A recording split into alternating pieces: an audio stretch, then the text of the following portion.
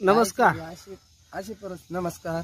बोला, आता काय प्रतिक्रिया देणार तुम्ही तुमच्या मालाबद्दल? प्रतिक्रिया दिल्या पाहिजे साहेब. आता याच्यामध्ये जर एक मनी सुद्धा खायला असं म्हणजे राहील नाही. लाख रुपये खर्च झाला, आत्महत्या करण्याची वेळ आली आता माझ्यावर परत.